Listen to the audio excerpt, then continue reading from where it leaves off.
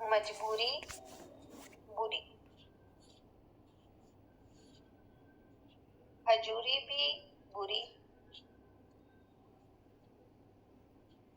धन के लिए की तो कहाँ सबूरी।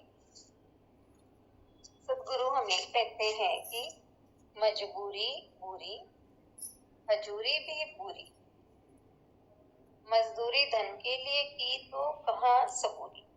यानी गुरुदेव कहते हैं मजबूरी बुरी, मनुष्य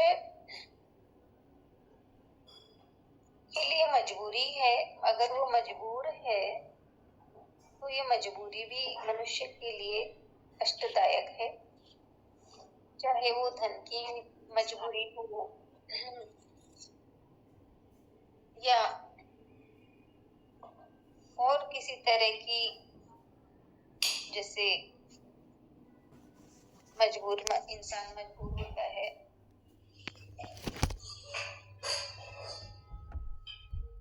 अपने ही घर वालों के प्रति। कितने ही बहुत सारे तरीके हैं जहाँ मनुष्य मजबूर रहता है। तो इसलिए बताते हैं कि मजबूरी बुरी, हजूरी भी बुरी। हजूरी यानी किसी के जैसे तलवे चाटना या किसी की जी हजूरी करना, इस तरह से, तो वो भी बुरी है। और मजदूरी धन के लिए की, तो मजदूरी मनुष्य किस लिए करता है? धन के। तो तीनों चीज बताई, मजबूरी, हजूरी और मजदूरी। तो तीनों ही स्थिति इंसान के लिए सही नहीं है। तो कहा अगर यही चीज, तीनों चीज है, मजबूरी भी है, हजूरी है, मजदूरी कर रहा है, तो मनुष्य के लिए कहाँ सबूरी, यानी जीवन में शांति संतोष कैसे आएगा? मनुष्य वो तो अशांत ही जीवन जिएगा। तो बता रहे हैं कि गुरुदेव हमें कहते हैं कि हमें खुद को ही देखना है कि हमारी ऐसी स्थिति क्यों है। तो इसलिए यही बता रहे हैं कि ये तीनों ही चीजें जीवन में ना रहे, इसके लिए हमें सत्य का रास्ता अपनाना है, गुरु की शरण लेनी है, ताकि हमारे भीतर में जो ये कमजोरियां हैं ये दूर हो सके। हमें एक मजबूत आधार हमें मिले, तो ये जीवन में जो हमारी कमजोरियां है या मजबूरी है, ये सब तभी दूर हो पाएंगी।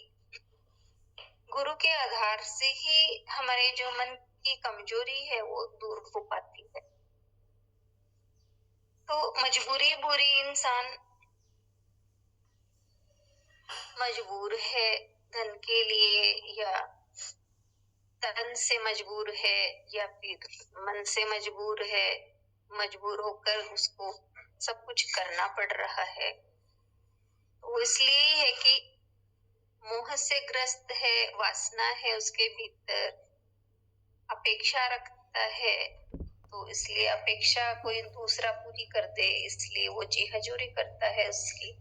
उसे सामने वाले से कुछ चाहिए, इसलिए वो जी हजूरी कर रहा है, मजदूरी कर रहा है पैसों के लिए। तो यही है कि अभी अपने आप को भीतर से सशक्त नहीं किया, ज्ञानवान नहीं बनाया। तो गुरुदेव यही बता रहे हैं कि अगर ऐसी स्थिति है तो मनुष्य को शांति नहीं मिलेगी। इसलिए एक मजबूत आधार हमें मिले गुरु का, ईश्वर का, तो हमारे भीतर में मजबूरी भी की जो भाव है, यानी भीतर में अभाव है धन का, जन का, जो भी, वो नहीं रहेगा। किसी की जी हजूरी भी नहीं करनी पड़ेगी, क्योंकि महान का संग पाया है। ईश्वर का आधार लेते हैं तो ईश्वर अपने आप ही हमारे जो बाहर के अभाव हैं वो दूर कर देते हैं। तो इसलिए यही बता रहे हैं कि हम अपने हृदय को गुरु की शरण पाकर सुंदर भाव से हम सजाएं कि गुरुदेव तो कहते ही हैं कि तू दीन नहीं, हीन नहीं, तू तो आनंद सागर मीन है। तो दीनहीन कब तक है? जब तक हम अपने गुरु को या अपने ईश्वर को नहीं जानते, उनका आधार नहीं लेते। गुरु का आधार मिलने पर जीवन में ये सब चीजें विदा हो जाती है, नहीं रहती। यही समझ में आया भाव?